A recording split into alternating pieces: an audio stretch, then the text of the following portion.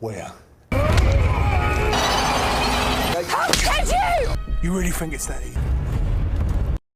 Welcome dear awkwards. आज हम देखने वाले हैं डेविल्स प्लेग्राउंड। मूवी की शुरुआत में हम कोल नाम के एक आदमी को देखते हैं जो अपनी कहानी सुनाता है कि मैं एंजिन फार्मास्यूटिकल्स नाम की कंपनी का सिक्योरिटी हेड था। मैंने इस कंपनी के कहने पर कई लोगों को मारा और उनके साथ जुल्म किए। उस चीज का खामियाजा आज पूरा देश उठा रहा है। इसी के साथ अब कहानी पिछले 2 महीने पहले जाती है, जहां हम इसी कंपनी के सीईओ पीटर को देखते हैं जो अपने लोगों को अपनी कंपनी की एक नई दवा के बारे में बताता है जिसका नाम है RKA-295। पीटर का कहना है कि इस दवा को लेने से इंसान का रोजमर्रा का स्ट्रेस बहुत काबू में रहेगा और उसके लिए 30,000 लोगों पर इसके टेस्ट किए जाएंगे और पीटर को पूरा विश्वास है कि इसके कोई भी साइड इफेक्ट्स नहीं होंगे। मतलब कि वो इस टेस्ट को करने के बाद जल्दी से जल्दी दवा को मार्केट में लाना चाहता है, पर शायद किस्मत को कुछ और ही मंजूर था, क्योंकि इसके ठीक 1 महीने बाद इस टेस्ट के आखिरी चरण के दौरान उन सभी लोगों ने इस कंपनी पर केस करना शुरू कर दिया जो भी इस टेस्ट में शामिल हुए थे, क्योंकि उन सभी लोगों की हालत धीरे धीरे बहुत ज्यादा खराब होती जा रही होती है। किसी को खून की उल्टियां, किसी की बॉडी में अजीब चेंजेस, तो किसी को कुछ।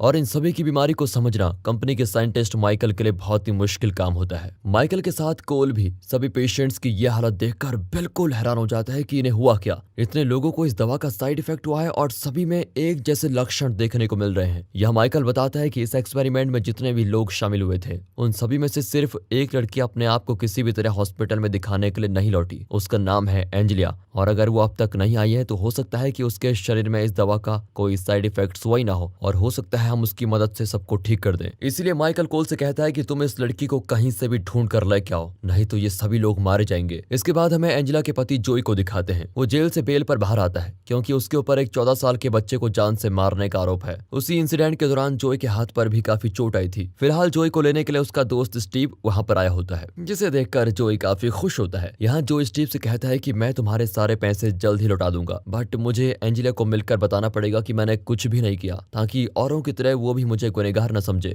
दूसरी ओर दिखाते हैं तो कोल अपने एक साथी के साथ एंजेला के फ्लैट में पहुंचता है, जहां वो होती नहीं कि तभी वहां पर इस फ्लैट का मकान मालिक आता है। कोल उससे पूछने की कोशिश करता है कि एंजेला कहां पर है, पर उसे कुछ भी पता नहीं होता। मगर कोल का साथी अभी भी उससे एंजेला के बारे में पूछ ही रहा होता है। इसी दौरान कोल को याद आता है कि कैसे कंपनी के काले राज को सामने आने से रोकने के लिए उसने कई सारे लोगों की जान ले ली। अब हमें एंजेला देखने को मिलती है। उसका मानना है कि मुझे एक बार जोई से उस हादसे के बारे में बात करनी चाहिए जिसकी वजह से आज जोई जेल में है, पर एंजेला का भाई मैट और दोस्त केट का कहना है कि जोई ने ये करके तुम्हें मुसीबत में डाल दिया एंजेला, इसलिए तुम उससे दूर रहो। अब मैट सीधे अपने ऑफिस के लिए निकल पड़ता है। दरअसल वो मरीन सपोर्ट यूनिट में काम करता है, जहां पहले जोई भी उसी के साथ था। ऑफिस पहुंचने पर हम मैट के साथ ही जिम को देखते हैं, जहां उनका बॉस दोनों को फील्ड पर जाने के लिए कहता है। इसी दौरान बॉस को पता चलता है कि उनके एक एम्प्लॉय को ऑफिस आते वक्त दूसरे ने घायल कर दिया। अब ये बात सुनने के बाद मैट को थोड़ा अजीब भी लगता है। इधर कोल अपने साथी के साथ कंपनी में वापस आता है, जहां उसकी मुलाकात पीटर से होती है, जो माइकल से जुड़ी बात करने के लिए आया हुआ है। कोल पीटर से कहता है कि मैं इस महीने के अंत में ये जॉब छोड़ दूंगा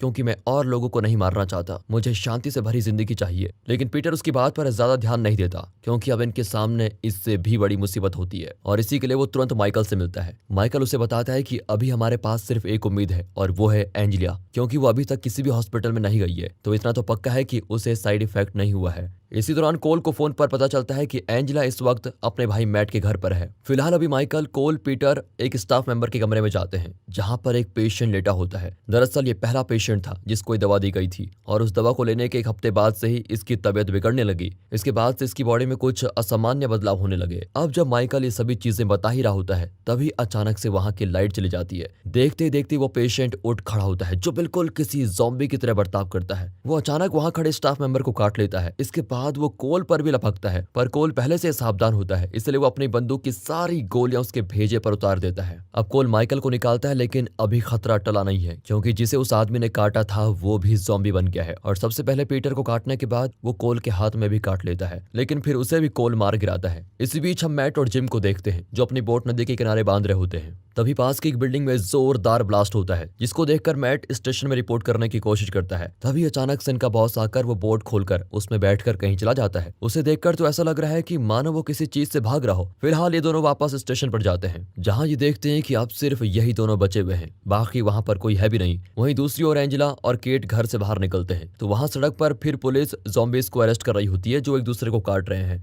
अब ये मंजर देखकर दोनों के होश उड़ जाते हैं, इसलिए दोनों वापस डरकर घर के अंदर चली जाती हैं। तभी एंजेला को मैट का एक मेल मिलता है जिसमें उसने दोनों को एक जगह आने के लिए कहा हुआ है जहां से ये लोग हेलीकॉप्टर के जरिए शहर छोड़ने वाले होते हैं, क्योंकि जिम को हेलीकॉप्टर चलाना आता है, लेकिन इस हेलीकॉप्टर में ड्राइवर को लेकर सिर्फ 4 लोग ही जा सकते हैं। वहीं इधर कोल होश आने पर माइकल को किसी तरह संभाल लेता है और दोनों देखते हैं कि पीटर भी अब एक ज़ॉम्बी में बदल चुका है। उसको देखकर कोल को ध्यान आता है कि मुझे भी तो ज़ॉम्बी ने हाथ पर काट लिया था, इसलिए वो माइकल से ऐसी दवा मांगता है जिससे ये इन्फेक्शन रुक जाए। इस पर माइकल उसे 3 इंजेक्शन देता है जिससे 18 घंटों तक कोल ज़ॉम्बी नहीं बन पाएगा। अब कोल धीरे से माइकल के साथ जैसे ही दरवाजा खोलकर बाहर निकलता है, वैसे ही कोल का साथी अचानक माइकल को चाकू मार देता है। दरअसल उसे ऐसा लगा कि वो ज़ॉम्बी बनकर बाहर निकले होंगे, इसलिए उसने डर की वजह से ऐसा कर दिया। इसी दौरान उसकी नजर कोल के जख्म पर जाती है, जिसे देखते ही वो समझ जाता है कि कोल भी अब ज़ॉम्बी बनने वाला है, इसलिए वो कोल को मारने के लिए आगे बढ़ता है, लेकिन कोल उल्टा उसी को गोली मार देता है। इसके बाद अचानक इन्फेक्शन के कारण कोल तड़पने लगता है और ये देख वो तुरंत उन 3 इंजेक्शन में से एक इंजेक्शन लगा लेता है। फिर उसको थोड़ा आराम मिलता है। अब क्योंकि पूरी बिल्डिंग में ही ज़ॉम्बीज भरे पड़े हैं, इसलिए छिपते छिपाते कोल किसी तरह बेसमेंट में पहुंच जाता है, जहां उसके पीछे कई सारे ज़ॉम्बीज पड़ जाते हैं। कोल उनमें से कई को बुरी तरह मारता है और किसी तरह अपनी गाड़ी में बैठकर वहां से निकल जाता है। फिर हमें केट और एंजेला को दिखाते हैं जो घर से अपनी गाड़ी पर निकल चुकी थी,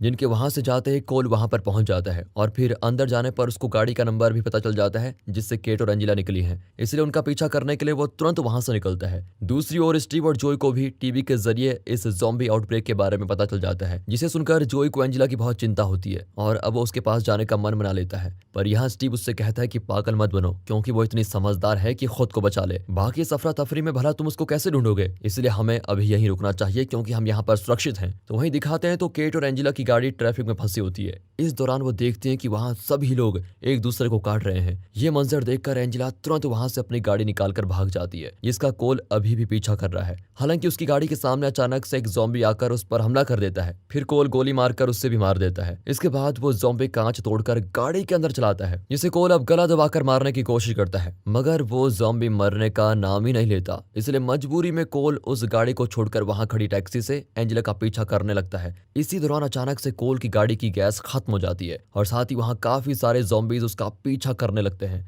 इसलिए अब एंजेला को भूलकर वो अपनी जान बचाने के लिए उनसे भागने लगता है, फिर एक पेड़ के पीछे जाकर छिप जाता है, जिसे ज़ॉम्बीज बिना देखे ही चले जाते हैं। इधर एंजेला की गाड़ी खराब हो गई है, इसलिए उसे रिपेयर करवाने के लिए वो स्टीव के पास जाती है, जहां उसकी मुलाकात स्टीव के साथ जोई से भी होती है। जोई एंजेला के पूछने पर बताता है कि मैं बेल पर बाहर आया हूँ। एंजेला भी बताती है कि मैं और केट मैट के पास जा रहे हैं, जहाँ से हम हेलीकॉप्टर में बैठकर इस जगह से निकल पाएंगे और उस हेलीकॉप्टर को मैट का दोस्त जिम उड़ाएगा। अभी यहाँ पर तो 6 लोग हैं, लेकिन हेलीकॉप्टर में सिर्फ 4 लोग ही आ पाएंगे। इन सभी बातों को सुनकर जोई एंजेला से कहता है कि तुम कहीं नहीं जाओगी, बल्कि यहीं रहोगी क्योंकि यहाँ पर सुरक्षित है हम सब। और फिर इस बात पर दोनों पति पत्नी के बीच बहस भी होती है। इसी बीच दरवाजे को काफी जोर से कोई नॉक करने लगता है, जिससे इन्हें लगता है कि ये पक्का ज़ॉम्बीज है, लेकिन फिर भी जोई दरवाजा खोलने का रिस्क लेता है, जिसे खोलते ही एक कपल अंदर आता है जो एक ज़ॉम्बी से भाग रहे होते हैं और अगले ही पल वो ज़ॉम्बी भी वहां पर आ जाता है, जिसे स्टीव को एक गन शॉट से उड़ाना पड़ता है। इसके बाद पूछने पर वो कपल पहले अपना नाम बताता है, जो कि जेफ और लारा होते हैं। साथ ही वो आगे बताता है कि ये ज़ॉम्बी असल में उनका दोस्त था जो इन्फेक्ट होते ही उनके पीछे आ गया। यहाँ इसी दौरान एंजेला को खोजते हुए कोल भी पहुंच गया है, क्योंकि उसने बाहर एंजेला की गाड़ी देखी थी। पर जैसे ही वो दरवाजे की तरफ बढ़ता है, वहां पर एक बार फिर वो दर्द से तड़पने लगता है, जिस दौरान वो उस इंजेक्शन का दूसरा डोज भी लेता है। इसका मतलब यह है कि अब उसको जल्दी कुछ करना होगा, क्योंकि उसके पास सिर्फ एक ही इंजेक्शन बचा हुआ है। इसी बीच वहां पर ढेर सारे ज़ॉम्बीज आकर हमला कर देते हैं, जिनसे कोल सभी की लड़ने में मदद करता है। सभी ज़ॉम्बीज को मारने के बाद कोल उन सबको ज़ॉम्बीज को मारने और उनसे बचने के तरीके बताता है। यहाँ जेफ और लारा जोई को देखकर पहचान लेते हैं, क्योंकि उन्होंने एक पेपर में पढ़ा था कि जोई ने 14 साल के बच्चे को इसलिए मार दिया